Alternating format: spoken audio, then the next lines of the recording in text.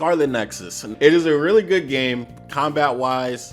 Like literally it goes from being, oh man, this is all right, to when you get to the end, you're chaining combos, man. You're changing your abilities. You're using assists. It's really, really, really fun. It gets challenging to a point. And look, I was playing on easy difficulty. If you were to put this on the hardest difficulty, man, this game would be freaking nuts. Okay, it's weird. Like it feels like Persona. It feels like Devil May Cry. This game is all over the place. The customization with the characters and costumes is pretty nice. While you're out there getting resources for weapons, you're also getting resources for stuff you need to give to your party members to level them up.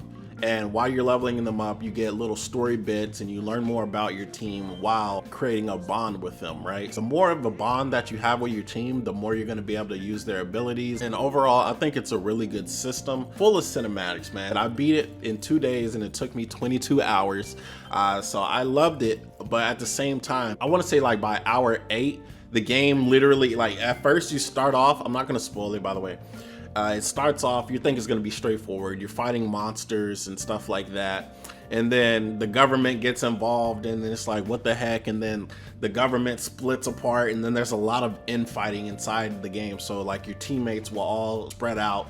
And then once you guys talk it out, like, hey, this is what's going on. This is what's going on. And at the same time, the main character that you play as is the guy, Yugito. He's not going crazy as in like he's going like mentally insane. Well, he kind of is, but he has these random moments of amnesia where one thing is happening and then it'll hit a cutscene and then you're literally somewhere else with your team doing something else.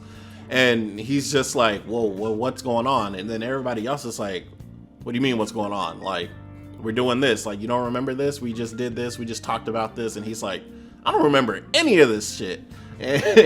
So it's like crazy because it's like skipping parts of the game. And then the game gets freaking ridiculous, man. Like literally, like you think it's going to be straightforward and then the government thing happens and you're like, okay, you know, maybe there's one side good, one side bad. And then it turns into a whole different shit. And then they bring out all this sci-fi stuff. Like they bring out basically a black hole that summons demons infinitely and the black hole is expanding. Then there's some stuff with the moon. People from the moon created this shit and it's like they want to destroy the earth. And it's like, bro, what the hell is going on, bro? You got time travel, the government listening and trying to change people's minds. You got the whole cybernetic stuff going on. You got people on the moon. You got black holes that have demons attacking the earth. Like, bro, who came up with this game, man? Like, literally nuts. But at the same time, when it comes down to it, at the end, it wraps it up together and it's like, I get it. The stuff I don't like about this game, the exploration, okay? There's really no reason for you to explore like the city part. There's really no point to go there. Like there's some side quests, whatever. I really didn't fuck with it because like the characters that give you these side quests are not important at all. You can talk to the civilians and they'll talk about how, oh my God, I can't believe that just happened. But everybody's just going about their day like normal, even though like the place has been attacked by monsters and all this other stuff. Nothing really happens in the city. And another thing that I really hated throughout this entire game was the camera.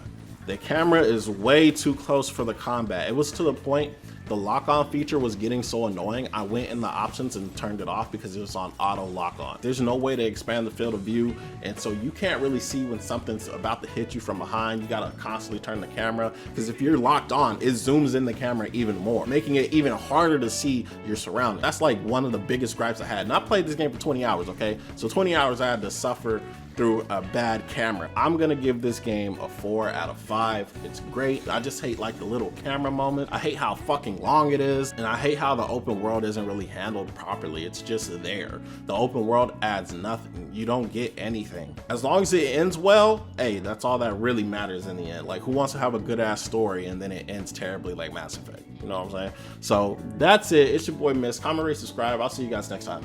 Peace.